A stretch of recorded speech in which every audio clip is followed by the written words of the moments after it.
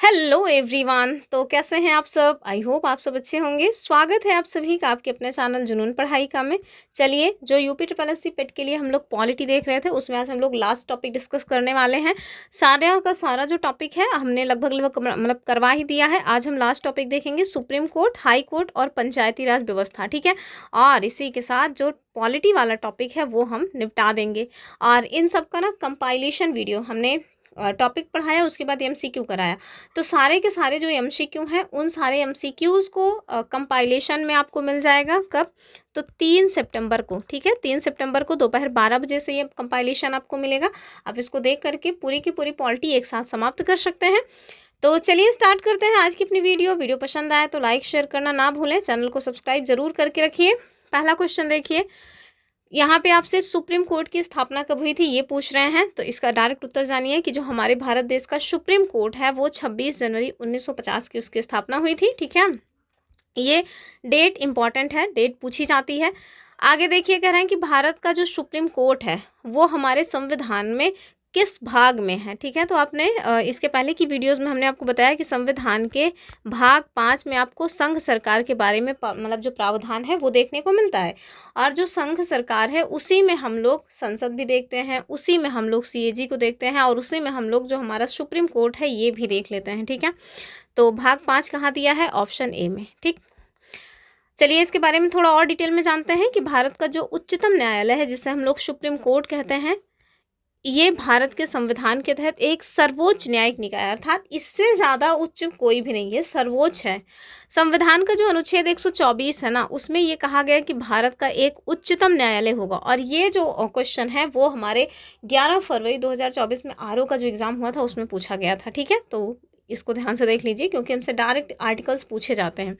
आगे देखिए, 26 जनवरी 1950 को संविधान के लागू होने के साथ ही उच्चतम न्यायालय जो है वो अस्तित्व में आया था। ठीक है, चलें आगे देखते हैं अगला क्वेश्चन। अगले क्वेश्चन में आपसे कह रहे हैं कि सुप्रीम कोर्ट से संबंधित अनुच्छेद कौन से हैं, यानी कि कहाँ से लेकर के कहाँ तक आपको अनुच्छेद मिलेगा सुप्रीम कोर्ट से संबंधित। ऑप्शन देखिए, 124 से 147, 124 से 150 नहीं, 130 बिल्कुल नहीं, 200 नहीं। आप देखिए 124 से 147 तक हो जाएगा, 148 से 151 तक तो आप देखिए कि हमारे जो मतलब कि वो हैं सीएजी उनका प्रावधान है। तो इसका उत्तर क्या हो जाएगा? 124 से 147, यानी कि ऑप्शन ए। नेक्स्ट क्वेश्चन देखिए, और इसके पहले जो है थोड़ा देख लेते हैं ना कि 124 से 147 तक, क्योंकि आर्टिकल्स आजकल बहुत पूछे जाते हैं तो कौन से आर्टिकल में क्या बातें की गई हैं। चलिए, सबसे पहला जो आर्टिकल है वो तो बहुत इंपॉर्टेंट है, बहुत पूछा जाता है। तो पहले तो यही जानिए कि हमारे संविधान के भाग 5 में आर्टिकल कहाँ से कहाँ तक? आर्टिकल 124 से 147 तक जो हमारा सुप्रीम कोर्ट है उसके बारे में प्रावधान है। ठीक है, पहला जो आर्टिकल है वो है 124, और इसमें क्या कहा गया है? तो इसमें यही कहा गया है कि भारत का एक सर्वोच्च न्यायालय होगा। ठीक है, और साथ में उनके न्यायाधीश जो होंगे, ये सारी बातें 124 में कही गई। 125 में तो जब सर्वोच्च न्यायालय होगा उसमें न्यायाधीश होंगे तो उनके वेतन भत्ते भी तो होने ही चाहिए ना, तो 125 में उनके वेतन भत्तों की बात की गई है। फिर आप देखिए 126 में कार्यवाहक न्यायाधीशों की नियुक्ति कैसे होगी ये बात की गई है।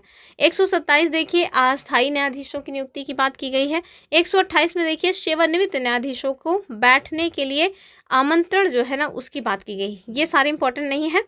यहाँ देखिए 129 ये क्या कहता है? सर्वोच्च न्यायालय का न्यायालय की अवमानना के लिए न्यायालय होना, यानी सर्वोच्च न्यायालय का न्यायालय की अवमानना के लिए न्यायालय होना, अर्थात न्यायालय की अवमानना जो है होने पर सर्वोच्च न्यायालय अपना खुद ही अपना निपटारा वगैरह करेगा, ये कहा गया है। तो ये इंपॉर्टेंट है थोड़ा।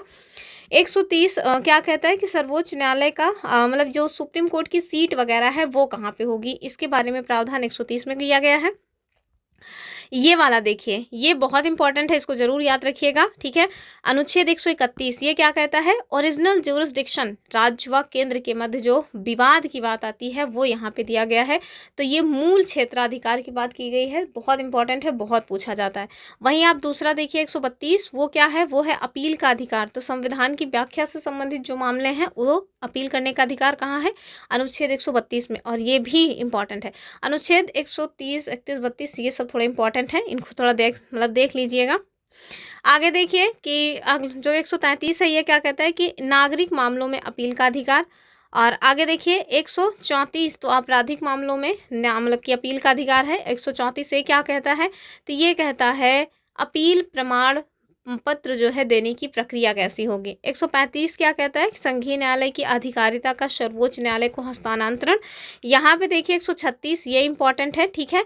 136 में विशेष अनुमति याचिका की बात की गई है, यानी स्पेशल लीव पिटिशन जिसे SLP कहा जाता है, ये इंपॉर्टेंट है। आगे देखिए 137 ये भी बहुत इंपॉर्टेंट माना जाता है, कई बार पूछा गया है कि जो रिव्यू जुरिस्डिक्शन है ना सर्वोच्च न्यायालय का, उसकी जो बात है वो आर्टिकल 137 में की गई है। वहीं 138 की बात करें तो सर्वोच्च न्यायालय मतलब संसद जो है उसके द्वारा सर्वोच्च न्यायालय की अधिकारिता का विस्तार भी किया जा सकता है, और कहाँ पे है, 138 में। वहीं अगर 139 की बात करें तो ये क्या कहता है कि संसद द्वारा कुछ मामलों में सर्वोच्च न्यायालय को शक्ति देना। 139A ये थोड़ा इंपॉर्टेंट हो जाता है कि उच्च न्यायालयों से मामलों का सर्वोच्च न्यायालय में जो स्थानांतरण होता है वो कहाँ पे है, 139A में। आगे देखिए 140 क्या कहता है, तो संसद के द्वारा सर्वोच्च न्यायालय को और शक्तियां प्रदान करना, वैसे ही बहुत शक्तिशाली है और देखे तो संसद अपने गले में फंदा नहीं डालेगी। आगे देखिए कह रहे हैं कि आर्टिकल 141 जो है ये सर्वोच्च न्यायालय के निर्णय सभी न्यायालयों पर बाध्यकारी होंगे, यही तो है जिसकी वजह से हमें पता चलता है कि हमारे यहाँ एकल न्यायपालिका है, ठीक है। ये इंपॉर्टेंट है। सबसे महत्वपूर्ण जो मतलब कि अनुच्छेद माना जाता है सुप्रीम कोर्ट का वो है अनुच्छेद 142, बहुत इंपॉर्टेंट है। तो ये पूर्ण न्याय करने के सर्वोच्च न्यायालय की जो शक्ति है उसके बारे में बात की गई है, और इसमें आप देखेंगे आए दिन ये मतलब विवादों में रहता है, ठीक है। आगे देखिए 143, तो ये भी इंपॉर्टेंट है। इसमें राष्ट्रपति जो है वो सुप्रीम कोर्ट से क्या कर सकते हैं, सलाह वगैरह मांग सकते हैं, कल वाली वीडियो में बताया था। तो 143 के में क्या बताया गया कि राष्ट्रपति के द्वारा सर्वोच्च न्यायालय से परामर्श, ठीक है। लेकिन ऐसा नहीं है कि सर्वोच्च न्यायालय से अगर राष्ट्रपति ने परामर्श मांगा है तो फिर सर्वोच्च न्यायालय परामर्श देने के लिए बाध्य होगा, बिल्कुल नहीं। ना तो सर्वोच्च न्यायालय परामर्श देने के लिए बाध्य है, और ना ही सर्वोच्च न्यायालय अगर दे सलाह तो उसको मानने के लिए जो मतलब कि क्या बोलते हैं राष्ट्रपति, वो भी बाध्य नहीं है। तो आप सोच रहे होंगे ज़रूरत ही क्या है, अरे मांगी जाती है सलाह, मतलब क्या पता उनके कुछ स्पेशल विचार हो जो काम आ जाए, अगर मानना है तो माने वरना ना माने, ठीक है। नेक्स्ट क्या है 144, तो सर्वोच्च न्यायालय की सहायता करने का सभी प्राधिकारियों का दायित्व ये है। अनुच्छेद 145 क्या है, तो सर्वोच्च न्यायालय के नियम, प्रक्रिया और शक्तियाँ वगैरह ये सब बकवास चीज़ें, मतलब हमारे एग्जाम के पॉइंट ऑफ व्यू से बकवास है, बाकी इंपॉर्टेंट तो है ही। और 146 में सर्वोच्च न्यायालय के जो अधिकारी कर्मचारी हैं ये सारी बातें हैं। और यहाँ 147 क्या है कि संविधान में प्रयुक्त परिभाषाओं की व्याख्या, तो ये भी थोड़ा इंपॉर्टेंट बन जाता है, ठीक है। तो सब नहीं याद करना है, कुछ ही याद करना है, जहाँ जहाँ मैंने इंपॉर्टेंट बताया बस वही देख लीजिए, बहुत है। अगला देखिए कि भारत के पहले मुख्य न्यायाधीश कौन से, तो ये तो हमारे लिए महत्वपूर्ण है, ये हमसे डायरेक्ट क्वेश्चन बन जाते हैं। तो ये थे हमारे HJ कानिया, कौन, तो हीरालाल जे कानिया थे, ठीक है, इनको याद रखिएगा। अगला देखिए कि सुप्रीम कोर्ट की स्थापना से पहले भारत का सर्वोच्च न्यायालय कौन सा था, तो ऑप्शन क्या है, हाई कोर्ट इलाहाबाद वाला, या फिर कोलकाता, या फिर फेडरल कोर्ट, या बॉम्बे हाई कोर्ट। तो ऑफ कोर्स ये हो जाएगा फेडरल कोर्ट, ठीक है। आगे देखिए कह रहे हैं सुप्रीम कोर्ट का हेड क्वार्टर कहाँ है, तो और कहाँ होगा, अपनी राजधानी में ही होगा, न्यू दिल्ली में, ठीक है। आगे देखिए नेक्स्ट क्वेश्चन कि सुप्रीम कोर्ट के न्यायाधीशों की नियुक्ति कौन करता है, कौन नियुक्ति करता है ये जानना ज़रूरी है। और इनके हटाए जाने की प्रक्रिया थोड़ा नहीं बहुत टफ होती है, तो यहाँ पे मैंने प्रक्रिया के बारे में तो नहीं बताया है, लेकिन अगर आपको मतलब मिले तो देख सकते हैं, बाकी इंपॉर्टेंट नहीं है क्योंकि वनडे एग्जाम्स में प्रक्रिया वगैरह नहीं पूछी जाती है, ठीक है, बहुत फैक्चुअल टाइप के क्वेश्चन बनते हैं।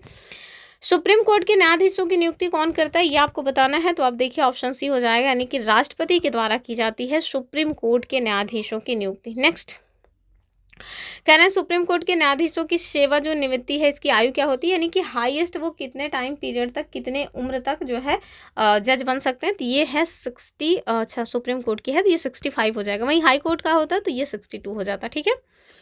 और अगर कोई पूछ ले कि न्यूनतम जो संख्या, न्यूनतम उम्र कितनी होनी चाहिए, तो न्यूनतम की उम्र कोई नहीं है, ठीक है।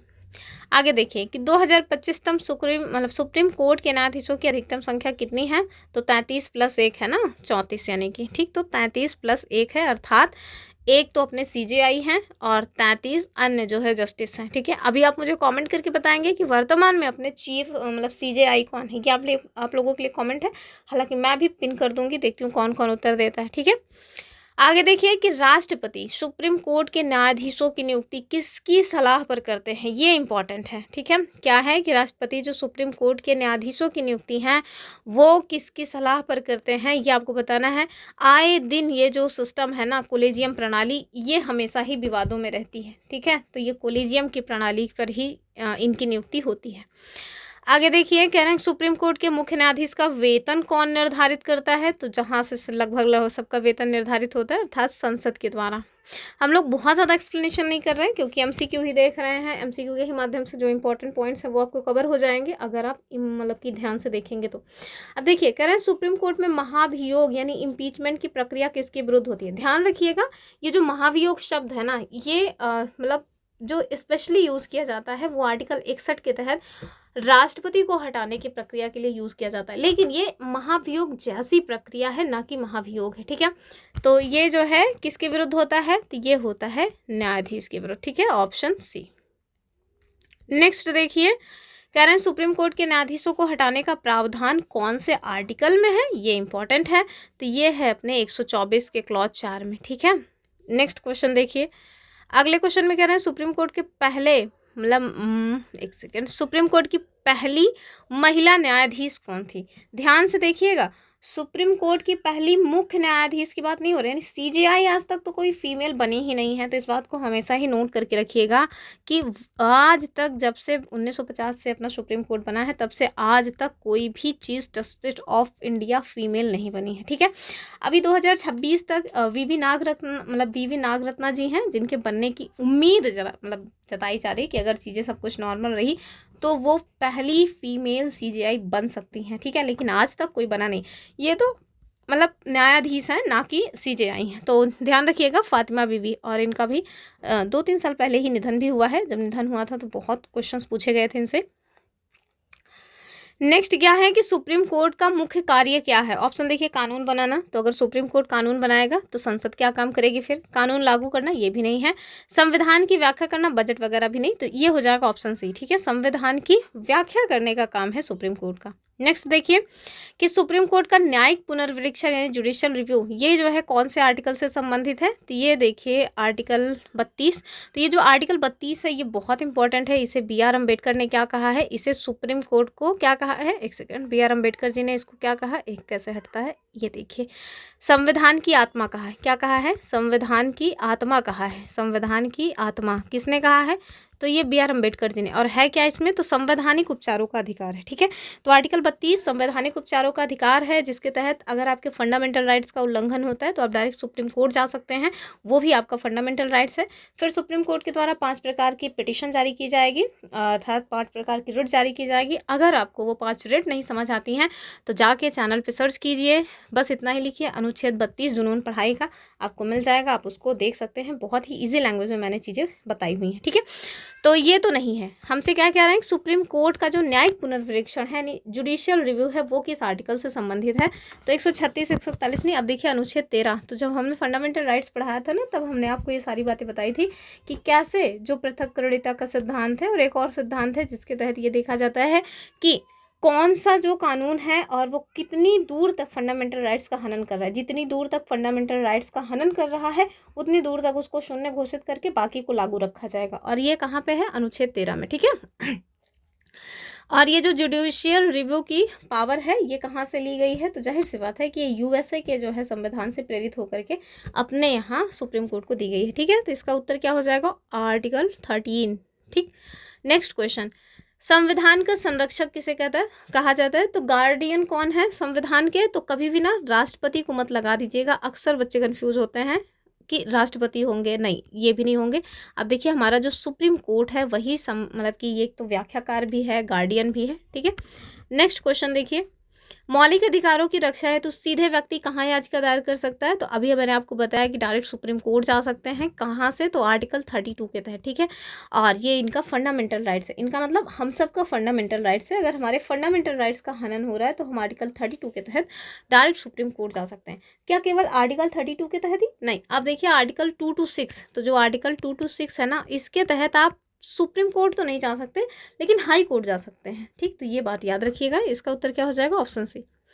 रिट्स जारी करने का जो अधिकार है ये सुप्रीम कोर्ट को किस अनुच्छेद में प्राप्त है? तो सुप्रीम कोर्ट की बात की जा रही है तो आर्टिकल 32 हो जाएगा। वहीं ये देखिए तो ये जो है हाई कोर्ट का है, आर्टिकल 226 हाई कोर्ट को है, जबकि आर्टिकल 32 के तहत सुप्रीम कोर्ट को है। कितनी प्रकार की रिट जारी की जाएगी? तो 5 प्रकार की। ठीक है, अगला देखिए कि सुप्रीम कोर्ट की सलाहकारी जो शक्ति है वो कहाँ पे? तभी मैंने बताया था ना कि 143। ठीक है, तो 143 समझ रहे हैं? 143 को कुछ और भी कहा जाता है यार ठीक है, चलिए इसका उत्तर क्या हो जाएगा 143 यानी कि 143। तो अनुच्छेद 143 के तहत जो मतलब सलाहकारी शक्ति है वो मिला हुआ है। ठीक, नेक्स्ट देखिए, सुप्रीम कोर्ट को अंतिम अपीलीय अधिकारिता किस अनुच्छेद से प्राप्त है? तो ये हो जाएगा अनुच्छेद 132 से 34, ऑप्शन ए। नेक्स्ट देखिए कि सुप्रीम कोर्ट की शक्ति और कार्य किस अनुच्छेद में इसका वर्णन किया गया है? आर्टिकल 141, 145, 124 या 129। तो ये क्या हो जाएगा? आर्टिकल 145। ठीक, आगे देखिए, सुप्रीम कोर्ट की आधिकारिक भाषा क्या है? तो ये भी कई बार पूछा जाता है। हम लोग सोचते हैं कि हिंदी होगी, क्योंकि मतलब कि हम लोगों की राजभाषा है ना हिंदी। कभी भी ये मत सोचिएगा कि राष्ट्र की भाषा है, राष्ट्र की भाषा नहीं है। तो हिंदी नहीं है, संस्कृत, हिंदी अंग्रेजी, और हो सकता है ना हम लोग कन्फ्यूज हो, हिंदी अंग्रेजी दोनों नहीं, इसका जो है अंग्रेजी अकेले है। ठीक, आगे देखिए, सुप्रीम कोर्ट के निर्णय पूरे भारत के किस अनुच्छेद के तहत लागू होते हैं? यानी कि सुप्रीम कोर्ट के द्वारा जो भी निर्णय दिया जाएगा वो पूरे भारत में लागू होंगे। ये कौन से आर्टिकल में प्रावधान है? 141 में है। कहाँ पे है? तो ये जो प्रावधान है ये आपको 141 में देखने को मिल जाएगा। नेक्स्ट देखिए, कह रहे हैं कि सुप्रीम कोर्ट का निर्णय अंतिम और बाध्यकारी होता है, ये किस अनुच्छेद में है? तो यही तो है अनुच्छेद 141। ठीक है, आगे देखिए अगला क्वेश्चन, कि सुप्रीम कोर्ट को अदालत की अवमानना यानी कंटेम्प्ट ऑफ कोर्ट का अधिकार किस अनुच्छेद से मिला हुआ है? तो अदालत की जो अवमानना की बात है वो आर्टिकल 129 में है, यानी 129 में। आगे देखिए कि सुप्रीम कोर्ट किस प्रकार का न्यायालय है? तो आप देखिए ये संवैधानिक भी है, अपीली भी है, परामर्शदात्री भी है, अर्थात ऑल ऑफ द अबव है। ठीक है, नेक्स्ट देखिए कि सुप्रीम कोर्ट के आदेश की अवहेलना करने पर दंड कौन निर्धारित करेगा? तो भैया सुप्रीम कोर्ट को खुद ही शक्ति प्राप्त है। ठीक है, ऑप्शन सी वाला हो जाएगा। नेक्स्ट देखिए, कह रहे हैं भारत में न्यायिक पुनर्विवेक्षण की शक्ति किससे प्रेरित है? तो अभी मैंने आपको बताया था कि यूएसए के मतलब कि संविधान से। ठीक है, कहाँ से? यूएसए से। नेक्स्ट देखिए, उसी यूएसए को ही अमेरिका भी कहते हैं, कुछ लोग तो उसको अमेरिका कहते हैं। आगे देखिए कि संविधान के कौन से आर्टिकल के तहत कानून का समान संरक्षण दिया गया जिसकी रक्षा सुप्रीम कोर्ट करता है? तो आप लोगों ने अगर फंडामेंटल राइट्स पढ़ा होगा, नहीं पढ़ा है तो फिर गलती कर रहे हैं, उसको जरूर पढ़ लीजिए। तो जो फंडामेंटल राइट्स हैं वो देखिए आर्टिकल 14 से स्टार्ट होते हैं, मतलब मेन फंडामेंटल राइट्स। वैसे तो जो भाग 3 में आपको आर्टिकल्स दिए हैं वो 12 से शुरू हो जाते हैं 35 तक, लेकिन जो स्टार्ट होते हैं फंडामेंटल राइट्स वो आप देखिए आर्टिकल 14 से स्टार्ट होता है।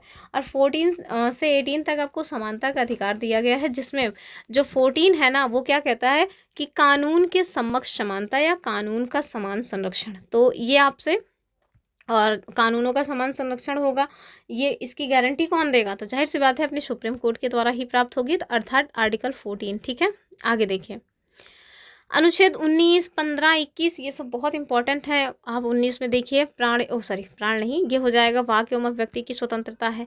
और अनुच्छेद 21 में प्राण एवं दैहिक स्वतंत्रता है। अनुच्छेद 15 में क्या है? ये आपके लिए क्वेश्चन मार्क है। ठीक है, चलिए आगे देखिए कि राष्ट्रपति सुप्रीम कोर्ट से किसी विधिक प्रश्न पर सलाह ले सकते हैं, कहाँ से? तो अभी बताया कि आर्टिकल 143 से। ठीक है, तो मतलब क्वेश्चंस किसी भी टाइप से पूछे जा सकते हैं। पता चला आप उसमें कंफ्यूज हो गए, तो इस वजह से मैंने हर टाइप के क्वेश्चंस को यहाँ पे लिया हुआ है। ये देखिए एक इंपॉर्टेंट क्वेश्चन है, इस तरह के क्वेश्चन आजकल पता नहीं क्यों आयोग पूछता है कि भारत के पहले दलित मुख्य न्यायाधीश कौन थे? ऑप्शंस देखिए, K G. Balakrishnan, P N. Bhagwati, A N. Ray या फिर एच.एस. कपाड़िया। तो ये कौन हो जाएंगे? ये हो जाएंगे मतलब के.जी. बालकृष्णन। पी.एन. भगवती का नाम याद रखिएगा, क्योंकि ये भी बहुत ही महत्वपूर्ण नाम है और इनके द्वारा वो जो PIL है ना वो स्टार्ट किया गया था। आगे देखिए, नहीं हाँ शायद मे बी अगर आप मतलब मैं थोड़ा कंफ्यूज हो रही हूँ, एक बार आप रीचेक जरूर कर लीजिएगा। आगे देखिए, सुप्रीम कोर्ट की स्थापना किस अधिनियम के तहत हुई थी? ये आपको बताना है और ये बहुत ही इम्पॉर्टेंट, मतलब बहुत इंपॉर्टेंट है, इतना इम्पॉर्टेंट है कि हमेशा ही पूछा जाता रहता है। तो याद रखिएगा, ये हो जाएगा 1950 संविधान में। ठीक है, आगे देखिए, संविधान की व्याख्या करने का अंतिम अधिकार तो जाहिर सी बात है अपने सुप्रीम कोर्ट को ही है। ठीक है, क्योंकि गार्डियन वही है। नेक्स्ट देखिए कि किस अनुच्छेद के तहत सुप्रीम कोर्ट अपने आदेश को लागू करने की शक्ति रखता है? तो ये कौन सा आर्टिकल हो जाएगा? ये वही तो है पूर्ण जो न्याय की बात की जाती है, आर्टिकल 142। ठीक है, आर्टिकल 142 बहुत इंपॉर्टेंट है, ध्यान से इसको देख लीजिए। आगे कह रहे हैं कि सुप्रीम कोर्ट की बेंच दिल्ली के अलावा कहाँ स्थापित की जा सकती है? तो ये तो जहाँ पे मतलब कि संसद के द्वारा बताया जाएगा वहीं पे स्थापित की जा सकती है, और अर्थात ऑप्शन बी। वैसे तो केवल राष्ट्रपति नहीं, अगर संसद की बात होती तो ज़्यादा ठीक था, मैं तो इसको ए पे ही जाऊंगी, ए समझिए, ठीक है, क्योंकि राष्ट्रपति भी तो संसद का ही अंग है, तो राष्ट्रपति इकलौते जो है मतलब कि उनकी वैसे भी उनके पास पावर ही क्या होती है, तो मेरा तो मानना है कि केवल संसद ही होगा। हालांकि उत्तर भी यही होगा, एक सेकंड मैं रीचेक कर लेती हूँ, पता नहीं क्यों रॉन्ग ना हो जाए कहीं ना। तो इसका उत्तर तो हालांकि यही हो जाएगा, बी वाला ही, कि केवल राष्ट्रपति की अनुमति से। तो अब देखिए जो संविधान का अनुच्छेद 130 है ना, कौन सा, आर्टिकल 130, इसमें बताया गया है कि अगर सुप्रीम कोर्ट को बेंच जो है अपनी दिल्ली के अलावा कहीं और स्थापित करनी है तो उन्हें ना राष्ट्रपति की पूर्व अनुमति लेनी होगी। तो कुल मिलाकर के बस वही संसद ही समझिए आप, लेकिन राष्ट्रपति ही इसका सही उत्तर माना जाएगा, ऑप्शन बी, ठीक है। आगे देखेंगे अगला क्वेश्चन कि सुप्रीम कोर्ट का वर्तमान में यानी 2025 में मुख्य न्यायाधीश कौन है। ये तो मैंने आपसे क्वेश्चन ही पूछा था, ध्यान रखिएगा, डी वाई चंद्रचूड़ नहीं है, ठीक है। अभी वर्तमान में ये पोजीशन चेंज हो चुकी है। आप क्वेश्चन का आंसर बताइएगा क्योंकि आपको एग्जाम देना है और ये एकदम करंट अफेयर का मसला है, तो ये तो वैसे भी रॉन्ग है, इसको तो छोड़ ही दीजिए। अभी वर्तमान में आप देखिए चेंज हुए हैं, आप मुझे कमेंट करके बताने वाले हैं ये।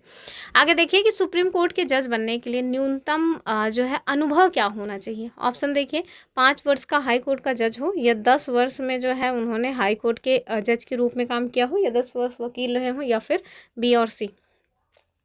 तो उत्तर क्या हो जाएगा कि 10 वर्ष में वो हाई कोर्ट के जज रहे हों और 10 वर्ष तक उन्होंने वकील वाला काम भी किया हो, तो ये फिर हो जाएंगे ऑप्शन बी।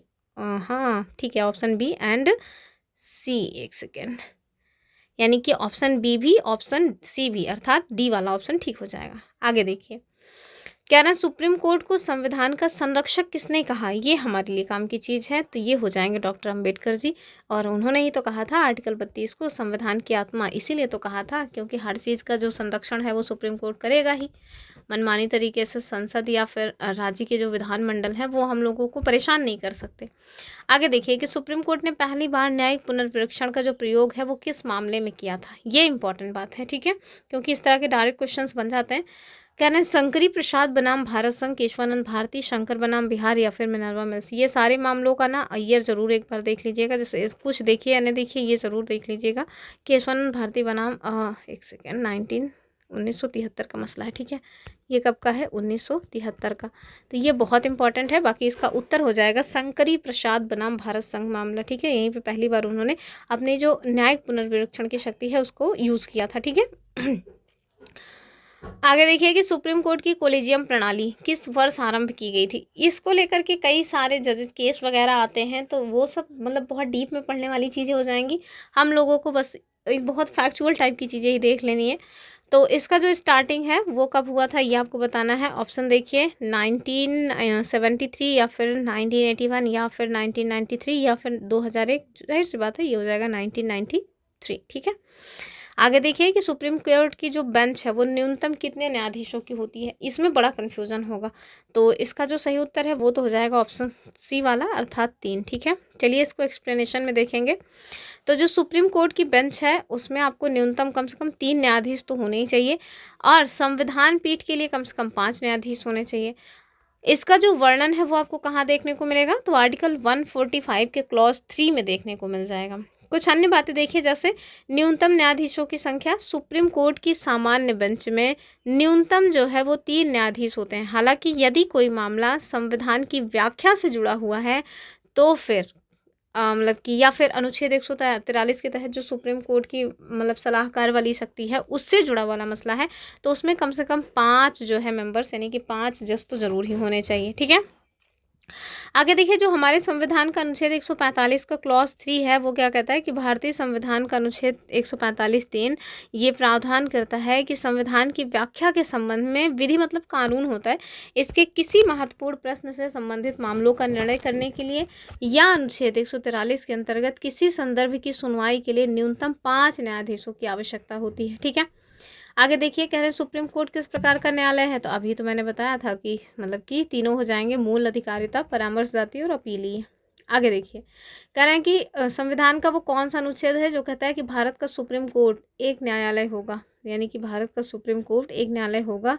अरे वही सर्वोच्च न्यायालय की बात कर रहे हैं, तो जाहिर सी बात है ये मेरे ख्याल से 124 हो जाना चाहिए, ठीक है, ऑप्शन ए वाला। आगे देखिए कह रहे हैं सुप्रीम कोर्ट में कितने प्रकार की शक्तियां हैं, अभी तो देखिए 3 प्रकार की शक्तियां हैं, ठीक। आगे देखिए, अब लास्ट ही क्वेश्चन आने वाले हैं, मतलब लगभग इसी वजह से एक दो क्वेश्चन रिपीट भी हो रहे हैं कि सुप्रीम कोर्ट की परामर्शदाती शक्ति का जो प्रयोग है वो कब किया जाता है, ये बताना है आपको। तो बस जब राष्ट्रपति चाहें तो 143 के तहत अपना परामर्श मांग सकते हैं।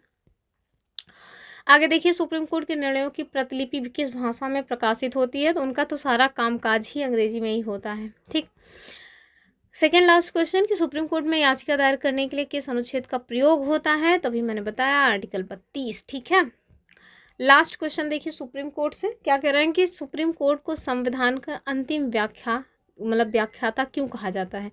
ऑप्शन देखिए, क्योंकि ये कानून बनाता है। अभी मैंने बताया कि कानून बनाना संसद का काम है, कानून लागू करता है ये भी संसद का काम है, ये संविधान की व्याख्या करता है, इस वजह से इसे अंतिम व्याख्याता कहा जाता है, अर्थात ऑप्शन सी जो है वो सही हो जाएगा। ठीक, तो सुप्रीम कोर्ट के लिए इतना काफ़ी है, मेरे ख्याल से क्वेश्चंस बन जाने चाहिए अगर बनने होंगे तो।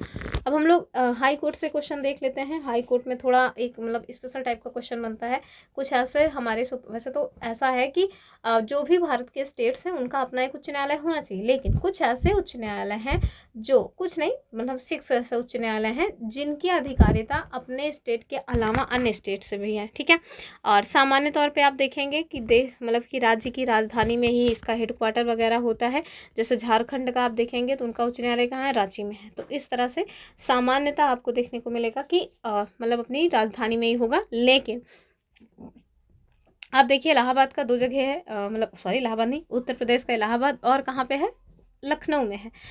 लेकिन जो मतलब कि अलग अलग है ना कि अपने स्टेट में ही नहीं है, उनको जो है जानना ज़रूरी है और उनसे क्वेश्चंस खूब बनते हैं, बहुत धुआंधार उससे क्वेश्चन बनते हैं। तो बस यही सारी बातें हैं, देखेंगे हम लोग। तो हाई कोर्ट अपना स्टार्ट हो रहा है। हाई कोर्ट में देखिए कि भारत में जो पहला उच्च न्यायालय है इसकी स्थापना कब हुई थी, ये आपको बताना है। ऑप्शंस देखिए 1861, 57, 1872 या 1885। तो 1885 में एक घटना हुई थी, पता है कि नहीं, क्या, इंडियन नेशनल कांग्रेस की स्थापना। ठीक है, बहुत इंपॉर्टेंट है, इस बार आरओ ने भी पूछ रखा है।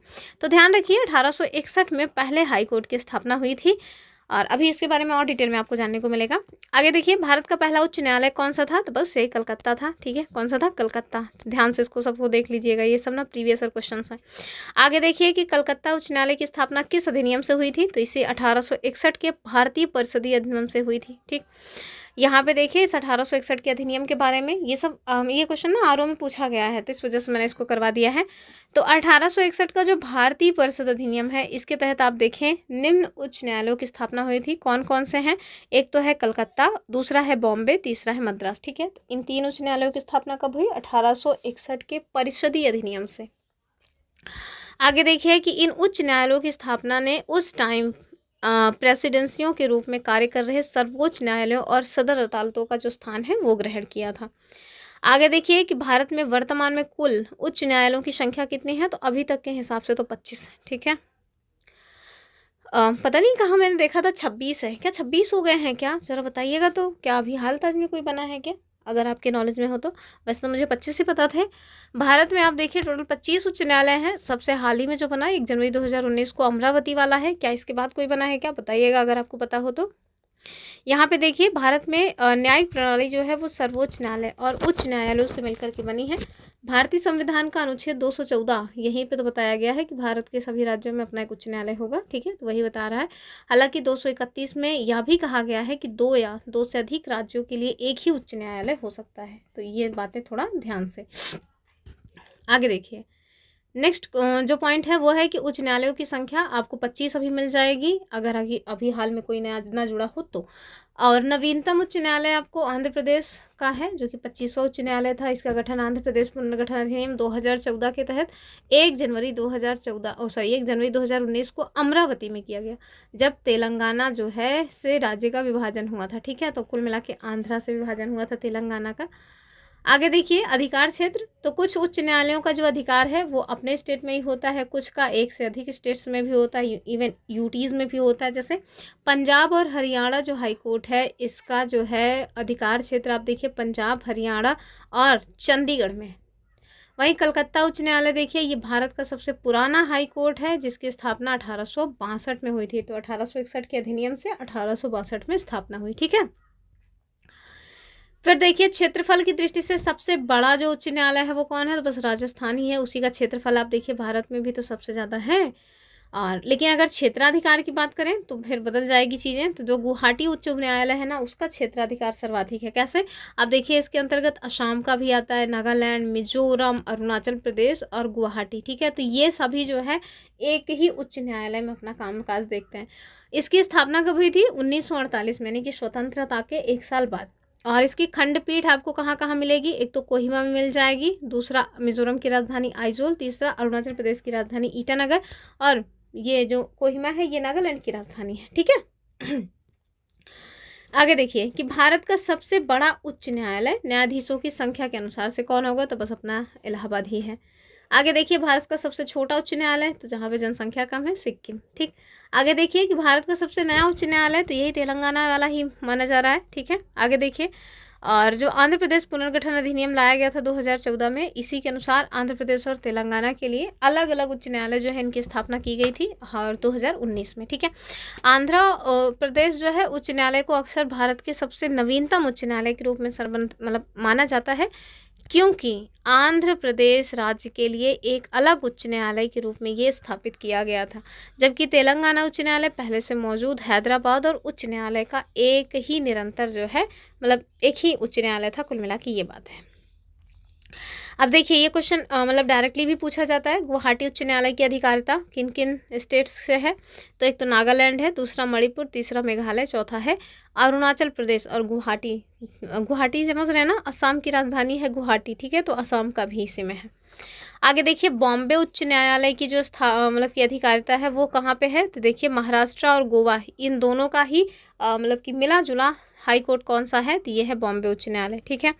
आगे देखिए, मद्रास जो उच्च न्यायालय है इसकी अधिकारिता आपको कहाँ कहाँ मिलेगी? तो तमिलनाडु और पुदुचेरी दोनों में ही मिल जाएगी। ठीक। बहुत इंपॉर्टेंट है, अक्सर क्वेश्चन यहीं से बन जाते हैं, ज़्यादातर क्वेश्चन यहीं से बनते हैं। अब देखिए, एक यूपी में जूनियर एडिटर का एग्जाम हुआ था, उसमें पूछा गया था कि जो लक्षद्वीप है ना, वो कौन से उच्च न्यायालय के भीतर आता है? तो लक्षद्वीप का जो है वो कौन से में आ जाएगा? केरल वाला हो जाएगा। ठीक है। केरल उच्च न्यायालय की जो अधिकारिता है वो देखिए केरल के साथ साथ लक्षद्वीप में भी है। नेक्स्ट देखिए कि कौन सा उच्च न्यायालय केंद्र शासित प्रदेश अंडमान निकोबार पर अधिकार रखता है? तो ये हो जाएगा कलकत्ता उच्च न्यायालय। और कहाँ का है? तो ऑफ कोर्स वेस्ट बंगाल का है। तो आप देखिए, एक जगह मैंने आपको लिस्ट दे दिया है कि भारत में ऐसे कई उच्च न्यायालय हैं जिनका अधिकार क्षेत्र एकाधिक राज्य या केंद्र शासित प्रदेश में है। जैसे बॉम्बे उच्च न्यायालय की बात करें तो ये देखिए महाराष्ट्र, दादर नगर हवेली, दमन दीव और गोवा पे है। समझ रहे हैं, इतने जगह पे है। वहीं अगर कलकत्ता उच्च न्यायालय की बात करें तो आपको देखने को मिलेगा कि वेस्ट बंगाल, अंडमान निकोबार द्वीप समूह। ठीक है। मद्रास का देखिए तमिलनाडु और पुदुचेरी, अभी हमने देखा क्वेश्चन में ही। गुवाहाटी का देखिए तो ये अधिक सबसे ज़्यादा ही है इसका, असम, नागालैंड, मिजोरम, अरुणाचल प्रदेश। ठीक है। और आगे देखिए, केरल उच्च न्यायालय, तो इसका अधिकार क्षेत्र केरल के साथ साथ लक्षद्वीप में भी है। ठीक है। नेक्स्ट देखिए, पंजाब हरियाणा, तो इसका अधिकार क्षेत्र आपको पंजाब, हरियाणा और चंडीगढ़ में मिल जाएगा। ठीक है, याद रखिएगा इन सबको। अभी देखिए, उच्च न्यायालय से संबंधित जो अनुच्छेद हैं वो कौन से हैं? तो उच्च न्यायालय आपको अनुच्छेद 214 से 231 तक जो है ये प्रावधान मिल जाएगा। और ये कहाँ है? भाग 6 में रहेगा। ठीक है, जैसे भाग 5 में हमने देखा था संघ सरकार के बारे में, वैसे ही भाग 6 में आपको मिलेंगे। कहाँ पे? तो भाग 6 में, भाग 6 में राज्य सरकार के बारे में प्रावधान है। और उच्च न्यायालय जो है वो राज्य सरकार से संबंधित है, तो इस वजह से उच्च न्यायालय की जो मतलब बातचीत है वो आपको कहाँ मिलेगी? तो ये मिलेगी अनुच्छेद 214 से 231। ठीक है। और जैसे सुप्रीम कोर्ट की रिट जारी करने की शक्ति अनुच्छेद 300 मतलब अनुच्छेद 32 में थी, वैसे ही सुप्रीम कोर्ट हाई कोर्ट की जो है वो शक्ति कहाँ है? तो 226 में है। ठीक है। लेकिन हाई कोर्ट से ज़्यादा इनका अधिकार क्षेत्र है, क्योंकि हाई कोर्ट पता नहीं क्या दिमाग में गूंज रहा है, एक सेकेंड फिर से सुनिए। जो सुप्रीम कोर्ट है ना, उससे ज़्यादा हाई कोर्ट की रिट जारी करने की पावर है। क्यों? क्योंकि सुप्रीम कोर्ट केवल और केवल फंडामेंटल राइट्स पे ही रिट जारी करता है, जबकि हाई कोर्ट अन्य विषयों पर भी रिट जारी कर सकता है। तो ये थोड़ा एक इम्पॉर्टेंट फैक्ट बनता है। आगे देखिए, कह रहे हैं उच्च न्यायालय की अधीक्षण शक्ति किस अनुच्छेद में दी गई है? तो ये दी गई है अनुच्छेद 227 में। ठीक। अब देख लेते हैं अनुच्छेद 214 से 231 तक जो उच्च न्यायालय का प्रावधान है उसमें कौन से आर्टिकल में क्या कहा गया। पहला तो सबको पता होना चाहिए 2000 नहीं 214 में कि हर राज्य का अपना एक उच्च न्यायालय होगा। ठीक है। आगे चल के 231 में बता दिया गया है कि एकाधिक राज्यों का एक मतलब कि मिला जुला भी हो सकता है। 215 क्या कहता है कि उच्च न्यायालय न्यायालय अवमानना यानी कोर्ट ऑफ रिकॉर्ड होगा, जिससे मतलब उसको दंड देने का अधिकार होगा। ठीक है, ऐसा नहीं है कि कोर्ट अपना मतलब अपनी अवमानना पे दंड नहीं दे सकता, आराम से दे सकता है। ठीक, आगे देखिए 216 क्या कहता है कि प्रत्येक उच्च न्यायालय में एक मुख्य न्यायाधीश होंगे और अन्य न्यायाधीश होंगे, जिनकी संख्या कौन तय करेंगे? ऑफ कोर्स राष्ट्रपति जी। 217 क्या कहता है कि उच्च न्यायालय के न्यायाधीशों की नियुक्ति, कार्यकाल और अर्हताएं क्या होंगी? ये सब राष्ट्रपति के द्वारा उनकी नियुक्ति हो जाएगी ये। और ध्यान क्या रखना है कि अनुच्छेद 217 ही बताता है कि अगर किसी को हाई कोर्ट का मतलब जस्टिस बनना है तो उसे कम से कम 10 साल तक वकालत का या फिर 10 साल तक न्यायिक सेवाओं का जो अनुभव है वो होना चाहिए। टाइम पीरियड तो 62 साल। ठीक है, तो हाईएस्ट जो एज क्राइटेरिया है वो 62 साल है, जबकि सुप्रीम कोर्ट के जज की जो रिटायरमेंट एज थी वो 65 साल थी। तो ये थोड़ा इंपॉर्टेंट है, अलग अलग। 218 में क्या है? तो अनुच्छेद 124 का जो क्लॉज 4 है और 5 जो है ये सुप्रीम कोर्ट से संबंधित बर्खास्तगी की प्रक्रिया उच्च न्यायालय पर भी लागू होगी। ये बातें यहाँ पे की गई हैं, इंपॉर्टेंट नहीं है। और 219 क्या कहता है कि न्यायाधीश कार्यभार ग्रहण करने से पहले शपथ लेंगे। ठीक है, और वहीं 220 क्या कहता है कि उच्च न्यायालय के न्यायाधीश सेवानिवृत्ति के बाद उसी न्यायालय व उसके अधीनस्थ न्यायालय में वकालत नहीं कर सकते। ये इंपॉर्टेंट है। ठीक, आगे देखिए 221 क्या कहता है कि न्यायाधीशों का जो वेतन और भत्ते होगा इसके बारे में प्रावधान है। और अनुच्छेद 222 तो न्यायाधीशों का स्थानांतरण जो है सीजीआई के परामर्श यानी चीफ जस्टिस ऑफ इंडिया से परामर्श लेकर ही होगा। ये बातें की गई हैं। आगे देखिए 223 क्या कहता है कि यदि किसी उच्च न्यायालय का मुख्य न्यायाधीश उपलब्ध नहीं है तो कार्यवाहक मुख्य न्यायाधीश जो है वो नियुक्त किए जाएंगे। 224 क्या कहता है? ये भी थोड़ा इंपॉर्टेंट है कि अस्थायी यानी एडिशनल और कार्यवाहक न्यायाधीशों की नियुक्ति, ये कई बार क्वेश्चन पूछा गया है, इसको ध्यान से देख लीजिए। आगे देखिए 224 से क्या कहता है? तो सेवानिवृत्त न्यायाधीशों को फिर से बैठाने का प्रावधान इसमें है। 225 क्या कहता है कि उच्च न्यायालय के अधिकार और क्षेत्राधिकार वही होंगे जैसे स्वतंत्रता से पहले थे, जब तक संसद मतलब जो संसद है वो कोई अन्य नियम कानून न बनाए। ठीक, 226 तो मैंने अभी आपको बताया कि हाई कोर्ट के द्वारा रिट जारी कराने के लिए आप 226 के माध्यम से जा सकते हैं हाई कोर्ट। उसके तहत जब आप जाएंगे तो 5 प्रकार की रिट जारी की जाएगी: हैबियस कॉर्पस, मैंडमस, प्रोहिबिशन, को वारंट और सर्सियरी। ठीक है, इसका जो मतलब नाम है वो पूछते हैं, उसका अर्थ भी पूछते हैं, तो उस वीडियो को ज़रूर देख लीजिए। आर्टिकल 32। 227 क्या कहता है कि उच्च न्यायालयों के अधीनस्थ न्यायालयों का पर पर्यवेक्षण शक्ति, ये आपको देखने चाहिए। अनुच्छेद 228 संविधान से जुड़ा कोई मामला यदि अधीनस्थ न्यायालय में है तो उच्च न्यायालय उसे अपने पास खींच सकता है। ठीक है, वहीं अगर हम 229 की बात करें तो उच्च न्यायालयों के कर्मचारी और अधिकारियों की नियुक्ति की बात की गई है। और 230 में संसद किसी उच्च न्यायालय का अधिकार क्षेत्र बढ़ा या घटा सकती है, ये बातें की गई हैं। तो कौन कर रहा है? संसद। ठीक है, राज्य का विधानमंडल नहीं करेगा, ये बात ध्यान से देख लीजिए। ऐसे ही कंफ्यूजिंग पॉइंट्स में मतलब क्वेश्चंस बनते हैं। 231 क्या कहता है कि 2 या 2 से अधिक राज्यों के लिए एक ही उच्च न्यायालय हो सकता है। जैसे अभी हम लोग ऊपर देख के आ ही रहे हैं कि जो गुवाहाटी वाला है वो सबसे बड़ा है। आगे देखिए कह रहे हैं उच्च न्यायालय के मुख्य न्यायाधीश की नियुक्ति कौन करता है? तो राज्यपाल से बिल्कुल कंफ्यूज नहीं होना है। कौन हो जाएंगे? ये हो जाएंगे अपने, एक सेकंड, ये क्या हो गया, एक सेकंड, हाँ हाँ आ गया ये मिट गया था पेन वाला। चलिए, तो उच्च न्यायालय के मुख्य न्यायाधीश की नियुक्ति कौन करेंगे? तो ये हो जाएंगे अपने राष्ट्रपति जी। ठीक है, चलिए, उच्च न्यायालय के न्यायाधीश की आयु सीमा कितनी होगी? तो ध्यान से देखिएगा, न्यूनतम आयु सीमा कुछ नहीं होती है। रिटायरमेंट की जो आयु सीमा है वो होती है 62 साल, और सुप्रीम कोर्ट के न्यायाधीश की 65 साल। क्यों ये 2-3 साल का गैप है, ये तो वही लोग जाने। ये मतलब मेरे ख्याल से हायरार्की बनाने के लिए ये सब किया गया। बाकी ऐसा क्या स्पेशल वो लोग करते हैं जो उनको 65 साल, इनको 62 साल। आगे देखिए, उच्च न्यायालय के न्यायाधीश को हटाने का अधिकार किसके पास है? तो जो मतलब रखेंगे वही तो हटाएंगे, यानी कि राष्ट्रपति। राज्यपाल से बहुत कन्फ्यूज़न होता है, करिएगा नहीं कन्फ्यूज़न। आगे देखिए, उच्च न्यायालय के न्यायाधीश बनने के लिए न्यूनतम आयु सीमा क्या है? तो ये सब नहीं होगा भैया, कोई न्यूनतम आयु सीमा नहीं तय की गई है। ठीक है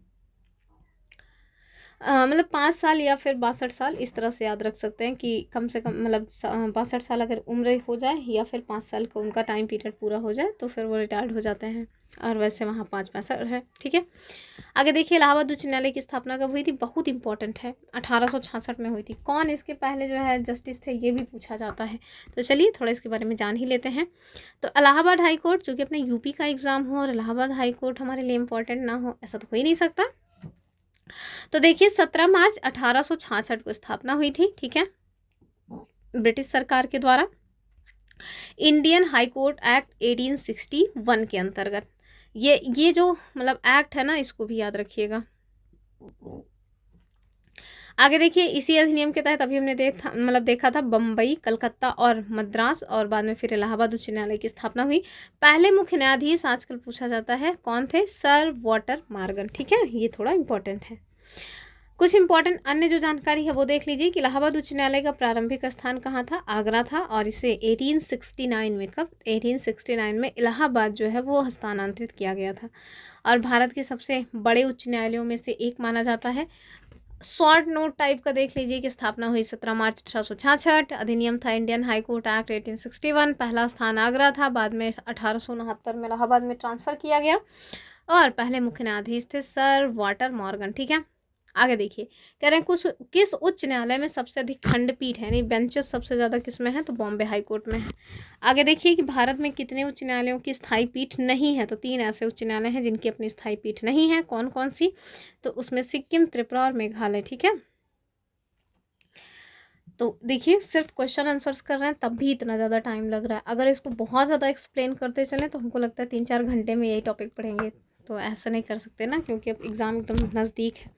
आगे देखिए, किस उच्च न्यायालय की अधिकारिता दादरा नगर हवेली दमन दीव पर है? विलय से पहले मैंने भी बताया था बॉम्बे उच्च न्यायालय। आगे देखिए, किस उच्च न्यायालय का अधिकार क्षेत्र लक्षद्वीप पर? अभी देखा था केरल उच्च न्यायालय। ठीक है, किस उच्च न्यायालय के न्यायाधीश की नियुक्ति से पहले किससे परामर्श लिया जाता है? नहीं, किसी उच्च न्यायालय के अगर न्यायाधीश की नियुक्ति करनी है तो किससे पहले परामर्श लिया जाएगा? तो हमारे जो CJI है ना, यानी चीफ जस्टिस ऑफ इंडिया, उनसे परामर्श लिया जाता है, जो कि आपको कमेंट करके बताना है अभी कौन है। आगे देखिए कि उच्च न्यायालय के न्यायाधीश की शपथ कौन दिलाते हैं? तो देखिए, भले ही मतलब हटाने का प्रावधान राष्ट्रपति के द्वारा हटाया जाता है, नियुक्त जो है वो उन्हीं के द्वारा किया जाता है, लेकिन शपथ दिलाने का काम जो है वो कौन करते हैं? तो स्टेट के प्रेसिडेंट अर्थात राज्यपाल। ठीक है, तो यदि राज्यपाल अनुपस्थित है तो राज्यपाल के द्वारा नियुक्त कोई अन्य व्यक्ति भी शपथ दिला सकता है, जो संभवतः उच्च न्यायालय का मुख्य न्यायाधीश भी हो सकता है। ठीक है, लेकिन संवैधानिक अधिदेश राज्यपाल के पास है। राज्यपाल संविधान के अनुच्छेद कौन से? 219 के अनुसार राज्य का राज्यपाल उच्च न्यायालय के न्यायाधीशों को शपथ दिलाता है। आगे देखिए कि न्यायालय की अवमानना से संबंधित शक्ति उच्च न्यायालय को कहाँ से मिलती है? तो संविधान व संसद दोनों के ही अधिनियम से प्राप्त होती है। आगे देखिए, किस उच्च न्यायालय के अंतर्गत पुदुचेरी आता है? तभी देखा था मद्रास वाले में आता है। नेक्स्ट देखिए कि उच्च न्यायालय के न्यायाधीश का वेतन कौन निर्धारित करेगा? तो ये काम भी संसद करेगी। आगे देखिए, कौन सा उच्च न्यायालय यानी यूनियन टेरिटरी ऑफ दिल्ली के लिए कार्य करता है? तो ये हो जाएगा दिल्ली उच्च न्यायालय। कौन? तो दिल्ली उच्च न्यायालय। आगे देखिए अगला। अब ठीक है, इतने क्वेश्चंस हमने हाई कोर्ट से लिए थे, टोटल 37 क्वेश्चंस। अब हम देखेंगे पंचायती राज व्यवस्था से जो क्वेश्चंस हैं वो, क्योंकि पंचायती राज व्यवस्था से क्वेश्चंस बहुत बनते हैं, कई टाइप के क्वेश्चंस बनते हैं, तो इस वजह से हम इन्हें छोड़ नहीं सकते हैं। ठीक है, तो सबसे पहले जो पॉइंट्स जानना है वो जानिए कि पंचायती राज जो व्यवस्था है इसके बारे में आपको कहाँ पे देखने को मिलता है? भाग 4 में। कहाँ पे? भाग 4 में DPSP के तहत आपको ये देखने को मिलेगा कि आर्टिकल 40 में पंचायती राज व्यवस्था के बारे में प्रावधान किया गया है। ठीक है, और अन्य जो पॉइंट्स हैं वो भी अभी हम देखेंगे, और इसमें आपको देखने को मिलेगा कि जो पंचायती राज व्यवस्था है वो 11वीं अनुसूची के तहत इसमें बातचीत की गई है, और इसके तहत पंचायतों को 29 विषय सौंपे गए हैं। ठीक है, कितने? 29 विषय, ये डायरेक्ट क्वेश्चन बन जाता है। ठीक, तो भाग 9 में है, 11वीं अनुसूची में है। आर्टिकल कहाँ से कहाँ तक है? तो आर्टिकल ध्यान रखिएगा, आर्टिकल 243 से 243 ओ तक है। कहाँ से कहाँ तक? 243 ओ तक। तो ये कुछ इंपॉर्टेंट पॉइंट्स थे। संवैधानिक इसको जो मान्यता मिली थी वो कब मिली थी? तो वो मिली थी 73वें संविधान संशोधन अधिनियम। कब? 1992। इसको कब लागू किया गया था? 1993 में। कई बार इसको 1993 ही मतलब कि आयोग के द्वारा माना गया। तो ये पॉइंट्स रहे पंचायती राज व्यवस्था से। अब हम लोग नगर पंचायतों को भी देखेंगे। अपने यहाँ वर्तमान में देखिए तो 3 स्तरीय पंचायती राज व्यवस्था है। कौन कौन सी? सबसे नीचे हो जाएगी गाँव की, यानी कि जहाँ मतलब कि प्रधान वगैरह चुने जाते हैं। दूसरी है ब्लॉक स्तर पे, और तीसरी कौन सी है? तीसरी है जिला स्तर पे। कौन सी? जिला स्तर पे। ठीक है, जिला पंचायत जो होते हैं। तो ये त्रिस्तरीय व्यवस्था है। कौन ये त्रिस्तरीय व्यवस्था की बात किया था? तो बलवंत राय मेहता समिति की सिफारिश पे, ठीक है। कौन? बलवंत राय मेहता समिति की सिफारिश पर हमारे यहाँ त्रिस्तरीय पंचायती राज व्यवस्था का प्रावधान किया गया। सबसे निचला स्तर ग्राम्य स्तर है, जिसमें हम लोग प्रधान वगैरह को चुनते हैं, जिनका चुनाव भी जल्दी होने वाला है। दूसरा देखिए ब्लॉक स्तर, तीसरा जिला स्तर। अभी हमारे यहाँ आपको देखने को मिलेगा कि 33% जो है ना वो रिजर्वेशन है, किसके लिए? महिलाओं के लिए, ठीक है। कहाँ पे? पंचायतों में। बिहार ऐसा राज्य है जहाँ पे आपको 50% शायद रिजर्वेशन देखने को मिल जाएगा, ठीक। चलिए अब हम देखेंगे भारत में पंचायती राज व्यवस्था को संवैधानिक दर्जा कब दिया गया। अभी मैंने बताया 73वां संविधान संशोधन अधिनियम 1992 के माध्यम से, ठीक। आगे देखिए कह रहे हैं कि कौन से ईयर में लागू हुआ था, तो ये 1992 में लागू नहीं हुआ था, 1993 में लागू हुआ था। 1992 में तो ये अधिनियम लाया गया था, ठीक है, क्योंकि लागू करने की डेट आयोगों के द्वारा 1993 ही मानी गई है, तो आप इसको 1993 ही मान के रखिएगा, ठीक। आगे देखिए कि पंचायती राज प्रणाली की सिफारिश, तो अभी हमने देखा कि त्रिस्तरीय पंचायती राज जो व्यवस्था है वो बलवंत राय मेहता समिति की सिफारिश पे आई थी। तो बैग लाल पीला करके आप याद रख सकते हैं, क्योंकि आपको पता है हमसे ना क्रम पूछते हैं, जो पंचायतों से संबंधित समितियां बनी थी वो, तो आप इसको याद रख सकते हैं बैग लाल पीला करके, ठीक है। तो बैग से हो जाएंगे बलवंत राय, ए से हो जाएंगे अशोक मेहता, जी से कौन हो जाएंगे? यल से तो लक्ष्मी LM सिंघवी समिति है, पी से पी नहीं है शायद ये, फिलहाल के लिए इतना जरूर याद रखिए, अभी मुझे उसका थोड़ा कन्फ्यूजन हो रहा है। बी से बलवंत राय मेहता समिति है, ए से अशोक मेहता है, जी से गडगिल समिति है, यल से LM सिंघवी समिति है। ये यहाँ आगे वाला यल है कि जी है, कुछ याद नहीं आ रहा मुझे, इतना ज़रूर याद रखिए, क्योंकि यही जब भी पूछते हैं 3-4 ही पूछते हैं, तो याद रखिएगा। ये मैंने ट्रिक्स बनाया था, बैग यल, फिर उसके बाद क्या था यल के साथ मुझे भी खुद ही याद नहीं आ रहा, तो याद रखिएगा। पहली बलवंत राय मेहता समिति है, उसके बाद अशोक मेहता समिति, फिर गडगिल समिति है, उसके बाद फिर आती है LM सिंघवी समिति। जो बलवंत राय मेहता जी हैं उन्होंने पंचायतों को त्रिस्तरीय व्यवस्था को अपने यहाँ मानने की बात की थी, ठीक है, और जिसमें यही है गाँव की पंचायत और मतलब कि ब्लॉक पंचायत और जिला पंचायत। और वहीं आप देखें जो अशोक मेहता समिति हैं उन्होंने द्विस्तरीय पंचायती राज व्यवस्था की बात की थी, तो उन्होंने बीच वाला जो है वो ख़त्म कर दिया था, गांव की पंचायत, और सीधे जो है जिला पंचायत की बात की थी। और ये क्वेश्चन डायरेक्ट UPPCS ने पूछा था, ठीक है। चलिए नेक्स्ट क्वेश्चन देखते हैं कि बलवंत राय मेहता समिति कब बनी थी। यहाँ पे पहले ही दे दिया गया है 1957। और इन्होंने किस प्रकार की पंचायत की संरचना की बात की थी, अभी मैंने आपको बताया त्रिस्तरीय, ठीक है, यूं ऐसे करके। चलिए आगे देखिए कि द्विस्तरीय पंचायती राज व्यवस्था की सिफारिश तो 1977 में अशोक मेहता ने की थी, ये मैंने आपको बता ही दिया। पंचायती राज व्यवस्था को सबसे पहले किस राज्य में लागू किया गया था, ये बहुत इंपॉर्टेंट है, तो इसे आप देखिए 1959 से राजस्थान के नागौर जिले से। कहाँ? राजस्थान के नागौर जिले से इसको स्टार्ट किया गया था। ऑप्शन ए किसके द्वारा? जवाहरलाल नेहरू जी के द्वारा। आगे देखिए कि राजस्थान में पंचायती राज जो व्यवस्था इसकी स्टार्टिंग कब हुई, तो ये देखिए 1959, 2 अक्टूबर, नागौर जिला, ठीक।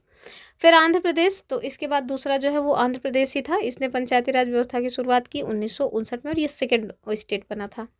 फिर देखिए पंचायती राज से संबंधित प्रावधान किस भाग में दिए हैं, अभी मैंने आपको बताया कि भाग 9 में, और ये बहुत इंपॉर्टेंट है, ध्यान से देखिए। भाग 9 11वीं अनुसूची, विषय कितने मिले हैं पंचायतों को? 29 विषय, मतलब इतना पूछा जाता है कि मैं क्या बताऊँ। फिर देखिए पंचायतों से संबंधित अनुच्छेद कहाँ से कहाँ तक है, तो 243 से 243 ओ तक। अभी हम लोग सारे के सारे अनुच्छेद देखेंगे भी। फिर देखिए ग्राम सभा किस अनुच्छेद में परिभाषित की गई है, तो ये है अपने 243 ए में, ठीक है। फिर पंचायतों का कार्यकाल, तो ये सामान्यतः देखिए 5 साल ही होता है, प्रधान जी 5 साल के लिए चुने जाते हैं ना। फिर पंचायतों का चुनाव, सपोज दैट कोई प्रॉब्लम आ गई तो 6 माह के भीतर जो है उसको फिर से करवा लेना चाहिए।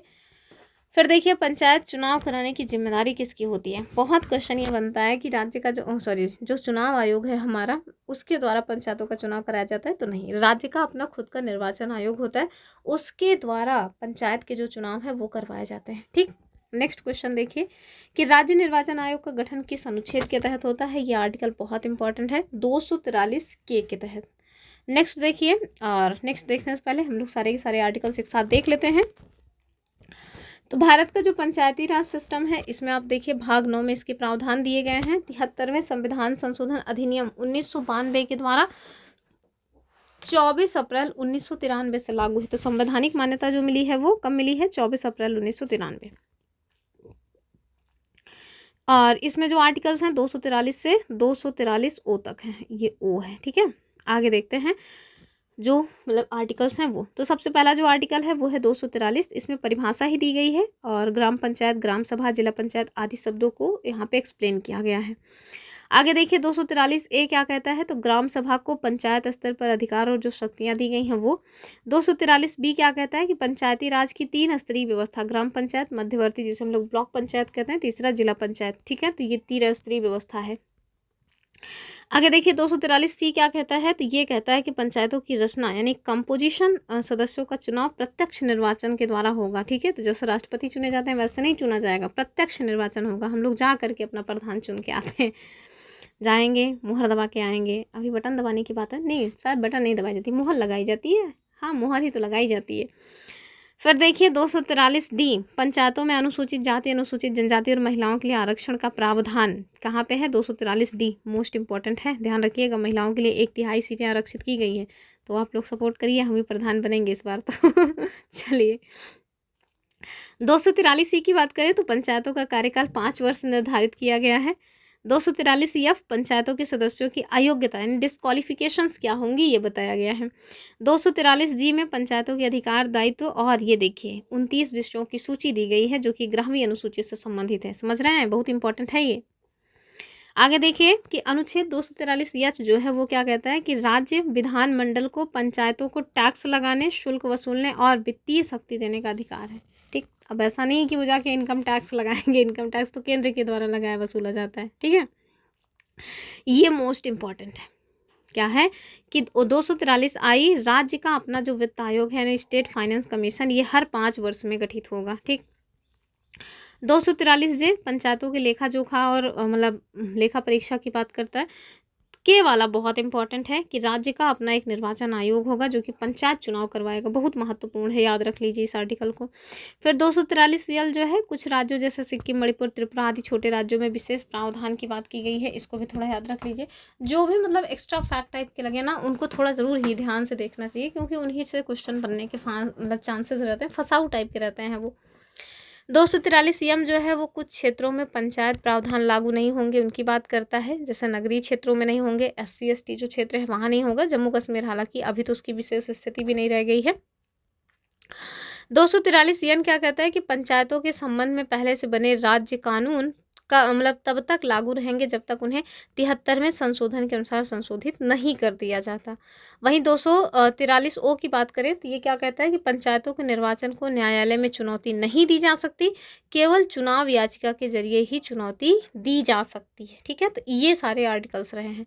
अब अगला क्वेश्चन देखिए कि पंचायती राज की जो त्रिस्तरीय संरचना है वो कौन कौन सी है, बस यही तो है, ग्राम पंचायत, पंचायत समिति जिसे हम लोग ब्लॉक पंचायत कहते हैं, और जिला परिषद, ठीक।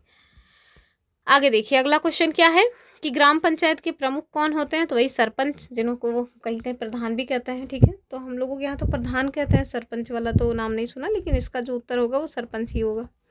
आगे देखिए अगला, पंचायत समिति को और किस नाम से जानते हैं, तो इसी को ही जनपद पंचायत कहते हैं, ठीक है। नेक्स्ट देखिए कि जिला स्तर पर पंचायत का प्रमुख कौन कहलाता है, तो ये जिला प्रमुख यानी कि जिला पंचायत अध्यक्ष इनको कहा जाता है। कैसे चुनाव होता है, तो जो जिला पंचायत मेंबर्स होते हैं वही मेंबर्स मिल करके अपना चुनाव करते हैं। अब देखिए 74वां संविधान संशोधन किससे संबंधित है, तो नगर पंचायत से संबंधित है। ये भी कब हुआ था, 1992 में ही हुआ था, ठीक है, कब 1992 में ही हुआ था। और इनको जो है 18 विषय सौंपे गए हैं। अनुसूची कौन सी है, तो अनुसूची आप देखिए 12वीं है, कौन सी है, 12वीं अनुसूची है, ठीक। चलिए, तो नगर निकाय को संवैधानिक दर्जा किस संशोधन द्वारा दिया गया, तो 74वां संविधान संशोधन, ठीक है, कब हुआ था, 1992। लागू कब हुआ, तो 1993। नगर निकाय से संबंधित जो आर्टिकल्स हैं वो देखिए 243 पी से 243 जी मतलब ZG तक है, तो ये थोड़ा मुझे गंदा लगता है याद करने में। 74वां संविधान कब लागू हुआ, तो ये देखिए 1993 में ही हुआ। आगे देखिए नगर निकायों में मतलब कितने प्रकार बताए गए हैं, तो नगर निकायों के जो प्रकार हैं वो 3 बताए गए हैं। आप देखिए NCERT में भी दिया हुआ है ये सब पॉइंट्स। तो नगर निकाय जिसे अर्बन लोकल बॉडीज़ कहते हैं, इससे संबंधित प्रावधान आपको भाग 9A में, ठीक है, जहाँ पे 74वें संविधान संशोधन अधिनियम 1992-93 के द्वारा इसको जोड़ा गया। उद्देश्य क्या है, तो शहरी क्षेत्रों में स्थानीय स्वशासन को सशक्त बनाना, नगर निकायों के प्रकार देखिए तो आर्टिकल 243 क्यों के अनुसार नगर में नगर निकाय 3 प्रकार के होते हैं। पहला नगर निगम, सबसे बड़ा यही होता है, इसे ही महानगर पालिका या म्युनिसिपल कॉरपोरेशन भी कहा जाता है। तो ये सबसे बड़े यानी लार्ज अर्बन एरियाज के लिए होता है, जैसे दिल्ली नगर निगम हो गया जिसको एमसीडी कहते हैं, मुंबई नगर निगम हो गया जिसे बीएमसी वगैरह कहते हैं, ठीक है। वहीं दूसरा क्या है, दूसरा है नगर परिषद जिसे म्युनिसिपल काउंसिल कहते हैं अर्थात नगर पालिका। ये मध्यम बड़े आकार के होते हैं, मतलब मध्यम आकार के शहरों में लागू होता है, जैसे अलीगढ़ नगर परिषद, झांसी नगर पालिका आदि। वहीं नगर पंचायत की बात करें तो ये नोटिफाइड एरिया काउंसिल है, ऐसे क्षेत्र जो ग्रामीण से शहरी क्षेत्र में बदल रहे हैं। कुल मिला के क्या कहते हैं उनको, अरे यार गांव में क्या कहते हैं, एक सेकंड ना मुझे थोड़ा सा याद करने दीजिए, कस्बा टाइप का, जैसे सुराव वगैरह है हम लोगों के आसपास में ही है, नहीं हम लोगों से आसपास नहीं, 25-26 किलोमीटर दूर है, तो उसको ना सब कहते हैं कस्बा है, तो वही उसी टाइप की बातें हो रही। तो एग्जाम्पल किसी छोटे कस्बे या तेज़ी से विकसित हो रहे क्षेत्र में, ठीक। चलिए कुछ मतलब कि अलग से फैक्ट है उनको देख लीजिए। कॉन्स्टिट्यूशनल प्रोविजंस क्या है कि इसके अलावा देखिए 74वें संविधान संशोधन में कुछ विशेष प्रकार के निकाय बताए गए हैं। कहाँ पे, अनुच्छेद 243 जेड ई में क्या बताया गया है, मंडल प्राधिकरण। दूसरा अनुच्छेद 243 जेड डी में क्या कहा गया है, जिला योजना समिति। और नगम निगमों में जो बात की गई है 243 यस में वार्ड समितियां होती हैं, ठीक है। तो इन सबको भी आप चाहें तो देख सकते हैं, वैसे मुश्किल मतलब इंपॉर्टेंट है नहीं, उतना पूछा नहीं जाता, इस टाइप का क्वेश्चन कभी बना नहीं। अब देखिए नगर पंचायत किस प्रकार के क्षेत्र के लिए गठित होते हैं, तो ध्यान रखिएगा ये नगर पंचायत जो है ना वो अर्ध शहरी क्षेत्र, जिन्हें हम लोग क्या बोल देते हैं, कस्बा, ठीक है, वहाँ के लिए। आगे देखिए कह रहे हैं नगर पालिका किस क्षेत्र के लिए गठित होती है, अभी मैंने देखा बताया आपको, छोटी नगरीय बस्तियों के लिए, ठीक है। नेक्स्ट क्या है, महानगर पालिका किस क्षेत्र के लिए गठित होती है, तो महानगर पालिका यानी कि सबसे बड़ा वाला, तो 1 लाख से अधिक जनसंख्या वाले में। आगे देखिए पंचायती राज को भारतीय लोकतंत्र की नींव, ये स्टेटमेंट किस एग्जाम में पूछा गया था, ध्यान से देख लीजिएगा, ये हो जाएंगे महात्मा गांधी। एक स्टेटमेंट और भी है, उसको भी मतलब ध्यान से देख लीजिएगा। पंचायतों में महिलाओं को आरक्षण भी मैंने बताया 33% है, बिहार जैसे स्टेट्स में आपको 50% तक मिल जाएगा। आगे देखिए पंचायतों में SC ST के लिए आरक्षण किस आधार पर होता है, तो जाहिर सी बात है आबादी के आधार पर होगा। आगे देखिए वित्त आयोग पंचायतों से संबंधित प्रावधान किस अनुच्छेद में है, 243 मोस्ट इंपॉर्टेंट ये है आर्टिकल। आगे देखिए राज्य वित्त आयोग का गठन कितने साल के लिए होगा, तो सब 5 साल के लिए होते हैं, तो इनका भी 5 साल का होगा। कह रहे हैं राज्य वित्त आयोग का गठन कौन करेगा, तो जब केंद्र में राज्यपाल और सॉरी राष्ट्रपति करते हैं तो राज्य में राज्यपाल ही करेंगे। आगे देखिए कि जिला योजना समिति किस अनुच्छेद में इसका वर्णन है, तभी बताया ना कि 243 जेड डी में। आगे देखिए महानगर योजना समिति कहाँ पे है, तो 243 जेड ई में। नेक्स्ट क्या है, नगर निकाय चुनाव कराने की जिम्मेदारी, तो अभी मैंने बताया कि राज्यों का जो निर्वाचन आयोग होता है उनका ये काम है। आगे देखिए कि पंचायतों को जनता के दरवाजे पर लोकतंत्र किसने कहा, मोस्ट इंपॉर्टेंट है, ये एग्जाम में पूछा गया था, राजीव गांधी जी ने कहा, ठीक है। आगे देखिए पंचायतों से जुड़ा भाग 9 संविधान में किस संशोधन द्वारा जोड़ा गया, तो भाग 9 जोड़ा गया 73वें और भाग 9A जोड़ा गया 74वें, ठीक है, 74वें, तो इसको याद रखिएगा। आगे देखिए ग्राम सभा किसका आधार है, तो ये हो जाएगा पंचायती राज का। आगे देखिए कि पंचायत चुनावों में अनुच्छेद 40 किस विषय से संबंधित है, तो ग्राम पंचायत की स्थापना से संबंधित है। कौन से भाग में है, मैंने बताया अभी भाग 4 में है, जिसको हम लोग DPS भी कहते हैं, मैंने ऑलरेडी पढ़ाया हुआ है DPS भी। आगे देखिए ग्राम सभा किस स्तर पर होती है, तो ये हो जाएगी ग्राम स्तर पर।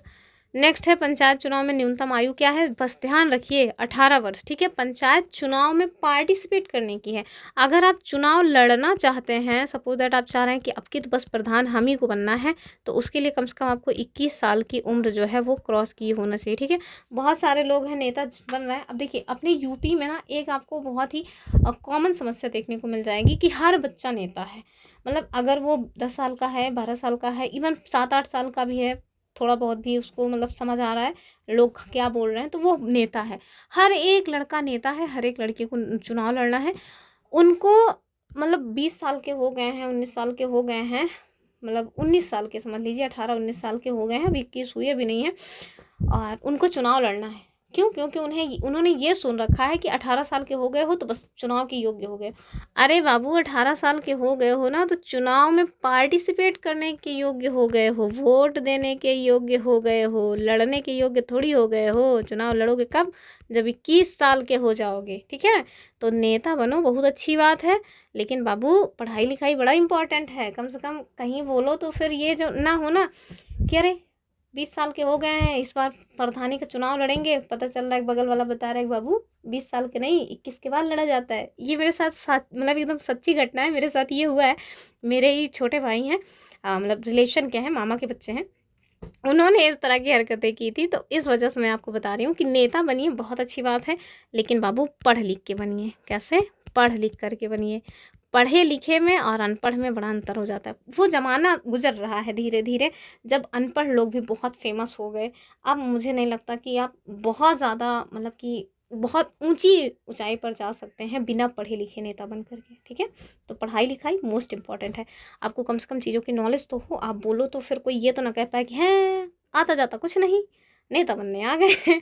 तो इस तरह की बातें मुंह पे लोग नहीं करते, पीठ पीछे करते हैं। खैर चलिए, तो ध्यान से देख लीजिएगा। बहुत सारे लोग हो सकता है मैं भी कंफ्यूज हूँ, वैसे आप लोग नहीं होंगे, लेकिन फिर भी अगर है तो ध्यान मतलब इसको देख लीजिए कि पंचायत में ना वोट डालने की जो उम्र है वो 18 साल की है। वो भी पहले 18 साल थी भी नहीं, 61वां संविधान संशोधन हुआ उसके बाद जो है ये 18 साल हुई, वरना तो पहले 21 साल के पहले आप चुनाव में पार्टिसिपेट भी नहीं कर सकते थे, वोट भी नहीं कर सकते थे।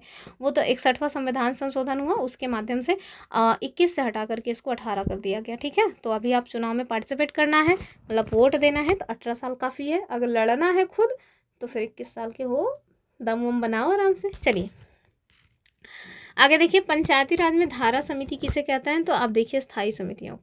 आगे देखिए, पंचायतों में महिला आरक्षण सबसे पहले किस राज्य ने 50% किया? तो भाई ये बिहार है। बिहार में तो इस समय बहार है, सही बताऊं तो, स्पेशली वैकेंसीज़ की। बताइए 3-4 बार लगातार हो गया, मतलब टीचर की वैकेंसी आ गई। अपने यूपी में देखिए कैसे सूखा पड़ा हुआ है, बेचारे एकदम एकदम मुंह ऐसे लटका हुआ है, ननुआ हुआ पड़ा है। हम लोग भी उसी में अपना मुंह ननुआ अपना भी हुआ है। क्यों? क्योंकि हम लोग भी 2020 से UP TET C TET clear करके बैठे हुए हैं, वैकेंसी आ ही नहीं रही। चलिए फिलहाल के लिए देखते हैं अगला क्वेश्चन। कह रहे हैं पंचायती राज मंत्रालय भारत सरकार में कब बना? ये आपको बताना है। तो ये हो जाएगा ऑप्शन सी मतलब बी वाला 2004। नेक्स्ट क्वेश्चन, पंचायती राज मंत्रालय का हेड क्वार्टर कहाँ है? तो ये भैया नई दिल्ली में है। अगला क्वेश्चन है, नगर निकायों में वार्ड समिति किस अनुच्छेद से जुड़ी है? तो ये हो जाएगा 243 का यस। अगला देखिए, पंचायती राज व्यवस्था किस अनुच्छेद में राज्य के नीति निर्देशक तत्व से जुड़ी? तभी तो बताया, अनुच्छेद 40। ठीक है, नगर पालिका अध्यक्ष और किस नाम से जाने जाते हैं? ये क्वेश्चन ऑलरेडी पूछा जा चुका है, चेयरमैन। ये जो क्वेश्चन मैं बता रही हूँ ना, ये क्वेश्चन पीसीएस ने पूछा है कि महानगर पालिका का प्रमुख कौन होता है, और इसको कहते हैं मेयर। ठीक है, इसको याद रखिएगा, यूपी पीसीएस का क्वेश्चन है ये। ठीक है, और सबसे बड़ी बात मतलब कहाँ पे दिया हुआ है? तो अपनी एनसीईआरटी क्लास 6 में ही दिया है। तो बस इतने ही क्वेश्चंस थे, टोटल 1 घंटा 1 मिनट 46 सेकंड में सारे क्वेश्चन समाप्त हो गए।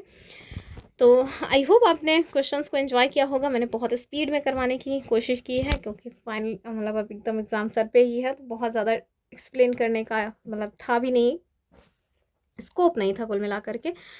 तो चलिए आज के लिए इतना ही रखते हैं। 2 तारीख को जुड़ना मत भूलिएगा। 2 तारीख को क्या है? तो हिंदी का महामैराथन है, सारे टॉपिक्स एक साथ कवर होने वाले हैं। अभी मैंने उसको रिकॉर्ड करना स्टार्ट नहीं किया है। फिलहाल के लिए 2-3 तारीख को आपको पॉलिटी के भी सारे एमसीक्यू कंपाइल करके मिल जाएंगे। तो फिर मिलेंगे, तब तक के लिए नमस्कार एंड जय हिंद। वीडियो को लाइक वाइक करके चैनल को सब्सक्राइब जरूर कर लीजिए, बेल आइकन प्रेस करके रखिए ताकि सारे नोटिफिकेशंस आपको टाइम टू टाइम मिलते रहें। तो फिर मिलते हैं, तब तक के लिए बाय बाय।